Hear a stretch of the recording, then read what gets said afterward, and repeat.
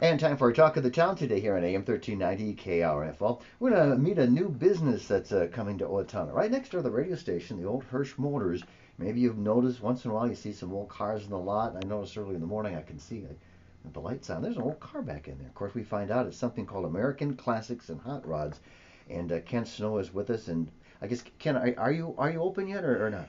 Yeah, we are. We actually I've let the door open since probably the end of February or so, where people can come in and take a look at some of the cars. We've got a few in. We've got another 20 some coming yet. So Okay, and what's it all about? Do you just pick up cars, or do you consign them, or just give us an understanding what you're all about? well, it's kind of a yes to all that. What we do is we sell, consign, and trade classic cars. What it is, it's kind of like a cross between a antique store and a car dealership. We're a dealer. We sell classic cars, motorcycles, boats, and even older tractors. We're looking at all of those. And what happens is there's a lot of us baby boomers who got a lot of cars. It could be one car, 10 cars, whatever.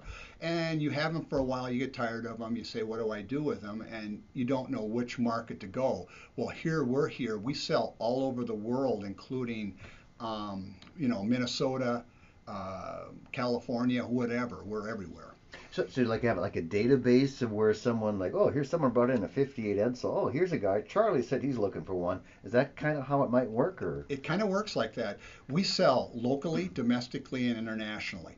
I sell to England, France, Germany, Norway. I sell to California, New York, Missouri, Owatonna. The one thing a lot of people say, gee, I hope this company is going to make it because how can they sell all those cars to people in Owatonna? A lot of our business is internet based, but what happens is when summer comes, when things become booming, a lot of our business can be 50% of the business is from people around the southern Minnesota area. So it's just not Owatonna, it's everywhere, but we feel it'll bring people into the community and help the local businesses grow too as well. If you're in looking at a classic car, you might want a sandwich or you want to buy some shoes, whatever you want to do, we're going to be able to offer that too. Mhm. If someone, I guess, how do you determine what an American classic is? I mean, if someone said, well, this 2006 LeSabre, I think that's a classic. I don't think it is. How do you determine what you will sell and what you won't? Well, a lot of people think classics are cars that are 1920s and 30s and 40s, and they're 100% correct. Those are antiques and classics. But there's cars today like the new Camaros that just came out. There are replicas of the old '69 Camaros, the uh, Mustangs. They came out and they got the Shelby Mustangs. Those still, even though they're in the 2007s and 8s, they become a classic. There's cars that were made in the 1990s, like a Firebird, for an example, that came out with a turbo 6 in them. And they were just one of a kind, and they went as fast as the V8. They only made very few of those because they just didn't think that that was going to make it in the market. And suddenly now they become a classic because there's very few of them. So anything that's rare, different, unusual, those become classics.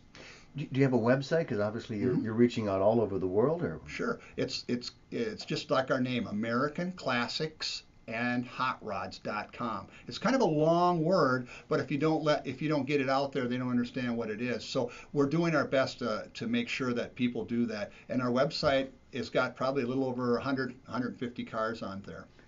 So if someone has an Edsel or something in town, they just drive it up to your lot, and then what happens then? Okay. Well, if you have let's say you have a classic car and you say, geez, it's time to sell it. I don't want to deal with the Craigslists and the eBays, and I don't want to go through all that mess because of you hear the horror stories about cars not, somebody breaking into your house because they came and looked at your car earlier. Well, what we do here is that you bring the classic cars into us. We try to determine what the value is going to be. And sometimes people know the value, sometimes they don't. We work it out. And what we have is a consignment, and we'll consign your car for a flat fee. Right now, we're offering free consignments. You bring it in, it doesn't cost anything to bring your car into our dealership. And what we do is then we find out the price that you're looking for the car, and we work off of that price with the next guy who wants to buy it. Now, that'll go locally, domestically, and internationally. So you could bring your Edsel in today and say, I want to sell it, and the next thing happens is I call you and tell you it's sold, and it's going to France. You have no idea where it's going to go. So it's kind of an exciting thing. And I've also talked to people who have bought a car, like in France, for an example.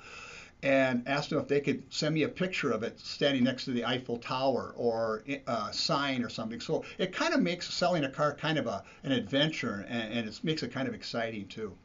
Are there certain types of classic cars that are hotter in different parts of the country than, say, I would guess, obviously a dune buggy maybe would be hotter out in California than the North Pole. You have cars like that? That's an excellent question, and that's true. That's exactly what happens. If you have a '69 Chevelle in the Midwest here, that's a very hot car. And in southern Missouri, that may not be. Mm. So what happens a lot of times is if you're in southern Missouri and we have them up here, they may say, well, that's a little bit more money than they're worth. But on the other hand, we go the other way. You might want to say, well, the one in Missouri is a good price. Can you help me get that car? And I can do that for you. Is that okay? I was going to ask that next. If I'm looking for a specific car, I just give you my wish list and then say, here, run with it. And then what? If you find the car, I pay you a commission, or how does it work? Well, if we find a car, what we try to do is find the right car for you. We'll get some pictures, miscellaneous. You take a look at them, and if it's really something you're looking for, either I'll buy the car and bring it in, or I'll have the guy, whoever has it, consign it so you can feel comfortable with it. I don't want someone to think that, well, geez, now I got to buy that car, and they get it here and it's not exactly what you're looking for. We want to make sure that you buy a car. We don't want to sell you a car. We want you to buy the car so you feel comfortable with what you've done. When you go home at the end of the day, you're smiling. That's what we want you to do. Oh, yeah, we'll go back to my Sure. make-believe Edsel again. Okay, you've sold it to a guy in France. Now, how do you get it to France? And you better make sure it gets there without an accident. I don't want to be out any money. How do you get the cars shipped around? Well, when the car is sold, how it works is the guy from France sends us a down payment, and then we consider it sold. He's got usually about 5 to 6 days to wire us money, bank wire, to our account. Once it's in our account, it shows it's paid. No car leaves our lot without it being paid 100% in full. Now, once it gets there, we call a transport guy, very similar to what brokers use out there when you're hauling freight cross country. These guys are transports you see coming with a big tractor trailer and a lot of cars on it. We hire a guy like that to haul it to California. When it gets to California, it goes on a container, and that goes on a boat and goes overseas to France. And when they get to France, they come over and pick it up either at the dock or port, and they drive it home. And the buyer, I imagine, pays for the shipping. Right, the buyer will buy that. The thing that's interesting about it, people go, why would they do that? Because the cost of shipping it is so expensive. Well, these people are pretty smart, because you buy a car here in the United States for $20,000. Remember, when it goes overseas, there's very few of our American cars there, so they almost double in cost for somebody over there to buy one. So they buy a $20,000 car here, they can get $40,000 for it over in England or France. So they can, the money they pay to go over, it's about $5,000 to fly to run it on a container on a ship. They get it all back in the end anyway. Okay. What about someone who has a real classic car, except there's a problem, it doesn't run, and maybe, I don't know, the front fenders are smashed in? Is that something? What do we do with that? Can you do that or not? What we have there is we have a mechanic and restoration, and it's American Performance, and he's in the back. We have a mechanic shop there for anybody that has an old classic car that they don't want to take it to the Ford garage because it's all old stuff and they're all used to computer stuff. Tim Schlong is our mechanic there, and he has his own shop in the back there where he does nothing but old classics. And if you ever come and talk to him, you'd understand he can fix almost anything. He's done restorations, hot rods, originals, and he can fix those type of things if someone's interested in having that done. So you don't have to go out of the city or out of the state to do it. He's there to help you. Mm-hmm. We're talking to Ken Snow from American Classics and Hot Rods, a new business in the old Hirsch Motors building right across from the fairgrounds.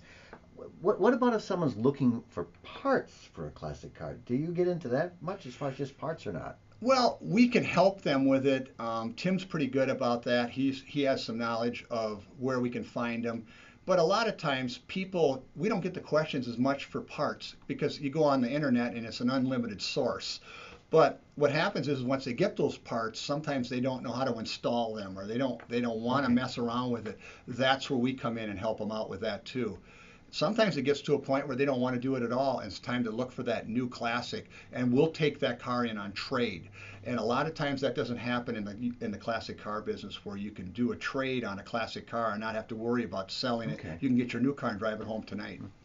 Is there a vehicle that makes you break into a cold sweat and your hands shake and or not? Yeah, I'm a Tri-5 guy. I like 55, 56, 57 Chevys. And anybody that knows me and knows me for years, he knows that I'm a 55 Chevy guy all the way through. But that doesn't mean that I don't love all the classics. I've got a 42 Hudson, and I've got a 50 Packard, and I've got a little sports car. We've got a lot of different types of cars, and they all get me excited. I even got excited over a car I never heard of before called a Beardsmore, and it's an English taxi that was brought to us one time. So sometimes I get surprised with a car, never heard of it before. Okay. So it's kind of exciting. Every day is, that's why I'm so enthusiastic and exciting, because every day is a new experience and it's fun. It's not just the same old job. When you come in every day, you get to talk to nice people who like to tell me stories about their classic cars. It's just outstanding. So you are open. So is the public welcome just to swing by the Old Hirsch Motors? And if so, when can they just come in and browse? They come in. Yep, we're open from 9 to 6 daily, and 8 to 4 on Saturdays. We're closed on Sundays at state law that we have to be closed just like at any other dealer. But please come up, bring your family there. We have a lunchroom area there, and I even have a kids area because I'm a grandpa. So I like the idea that people bring their kids along, because they got a place for the kids to play. They got a place to sit down, have a cup of coffee, have a donut, have cookies. We have a pop machine. Not only do you come and look at the cars, but sometimes it's nice just to sit down and reminisce. And so I welcome everyone to come in, even just to look. They'll find out that sometimes those old memories didn't go away. You remember how exciting they were back in the 50s, 60s, 70s, and 80s. Okay. And that's Ken Snow, American Classics and Hot Rods, new business in Owatonna. And that's our talk of the town for today here on AM 1390. Thank you. Bye. Anyway.